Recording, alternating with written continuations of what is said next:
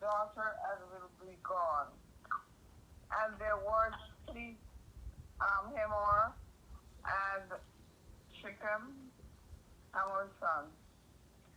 And the young man deferred not to do the same, because he had delighted in Jacob's daughter. Mercy. And he was more honorable than all the house of his father. And Hamor and Shechem, his son, came unto the gate of their city, and communed with the men of the city, saying, 21, these men are peaceable with us, therefore let them dwell in the land and trade therein. For the land, behold, it is large enough for them. Let us take their daughters to us for wives. Let us give them our daughters. Only herein will the men consent unto us for to dwell with us, to be one people, if every male among us be circumcised. Have mercy. As they are circumcised. Shall not their cattle and their substance and every beast of theirs be ours? Only let us consent unto them, and they will dwell with us. And unto Hamor and unto Shechem, his son, hearken all that went out of the gate of his city, and every male was circumcised, all that went out to the gate of the city.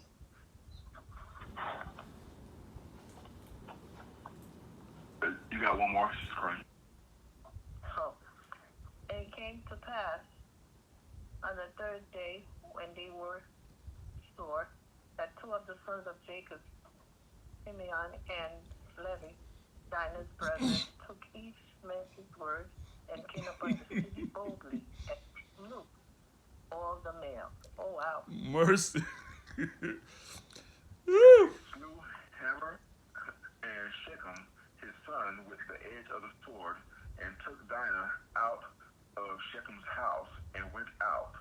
The sons of Jacob came upon the slain and spoiled the city, because they had defiled their sister. Mercy. They took their sheep and their oxen and their asses, and that which was in the city, and that which was in the field, and all their wealth, and all their little ones, and their wives took they captive, and spoiled even all that was in the house.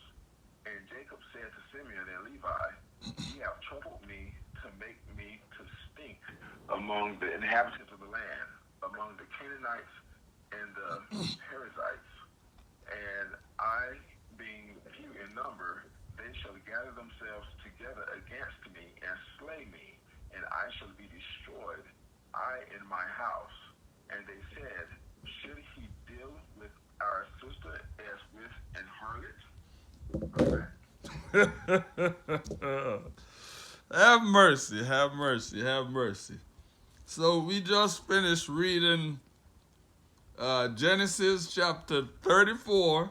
We started at verse 16, and we went to verse 31, and I will pick up at Genesis chapter 35, and I will start at verse 1, and I will go to verse 5. And it says thus, and God said unto Jacob, arise, go to Bethel, and dwell there, and make there an altar unto God, that appeared unto thee when thou fleddest from the face of Esau thy brother. Then Jacob said unto his household and to all that were with him, put away the strange gods that are among you, and be clean, and change your garments, and let us arise and go up to Bethel, and I will make there an altar unto God, who answered me in the day of my distress, and was with me in the way which I went. And they gave up gave unto Jacob all the strange gods which were in their hand, and all their earrings which were in their ears, and Jacob hid them under the hoe which was in Shechem. And they journeyed, and the terror of God was upon the city that were round about them, and they did not pursue after the sons of Jacob. Praise ye the Lord. And we notice that, a matter of fact, I was just, when I was studying the Sabbath school book, he was talking about how the people of Athens, they worship, the God that they worship were idols. But it's so ironic that we are reading about that this morning, where Jacob, what did Jacob ask the people to turn in? All their strange gods, or you could call it idols. And you would think that God would have, a matter of fact, not even God, but these are supposed to be God-fearing people, living after the example of Abraham, Isaac, and even Jacob. But they still had what?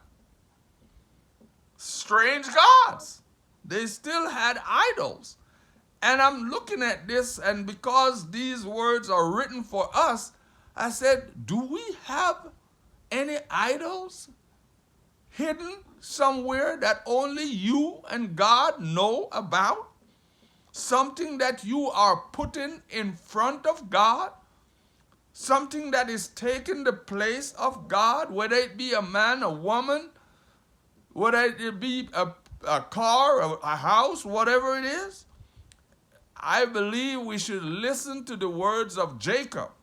If we do have any kind of strange gods or idols or whatever we are worshiping or putting before God, we should ask God to take that away from us. Praise the Lord. And this is part of the soap opera of what Sister Emma say. Look at what are the names of the two sons that slaughtered the men of Shechem?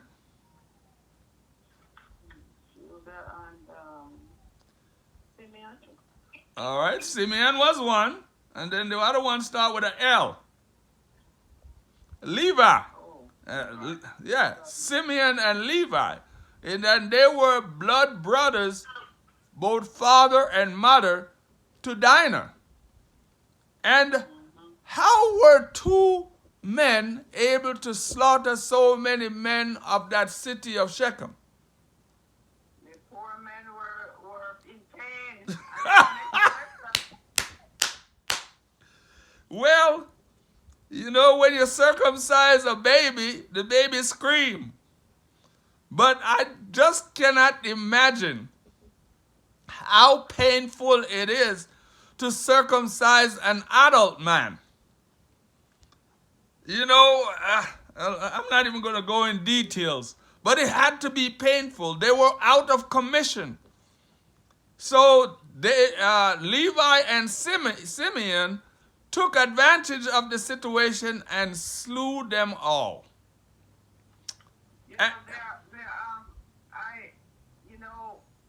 Those guys are deceptive, just like Jacob was. Well, they says that the fruit don't fall too far from the tree, right?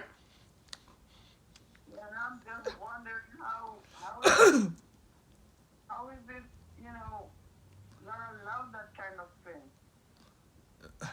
Well, I cannot explain all of this, but all I can say, you know who their father was and who their mother was. The grandmother. And you saw what they did, what they cooked up against Esau.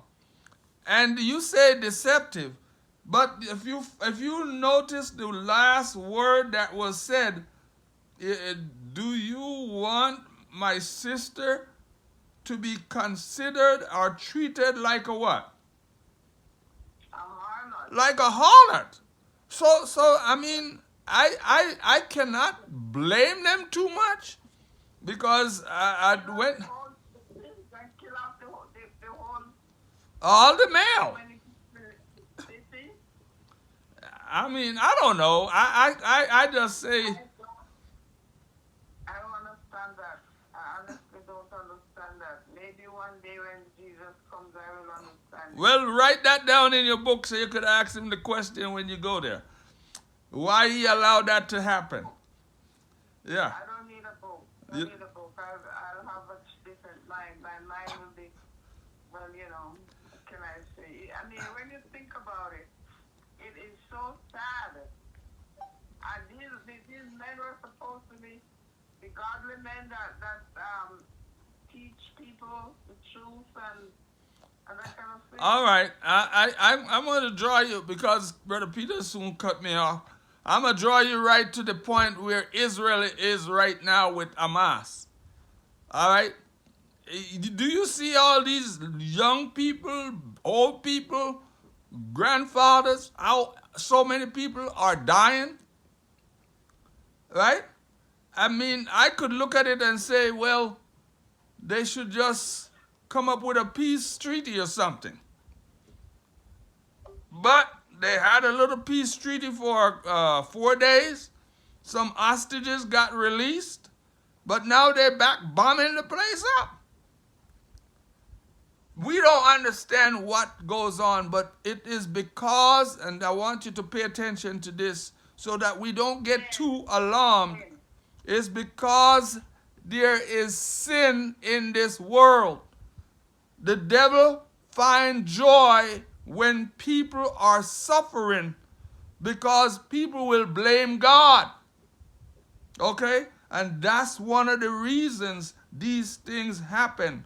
Like I said, and like you said, we cannot explain why these people deceived the people of Shechem and slew all the male while they were sick and can't move around too much.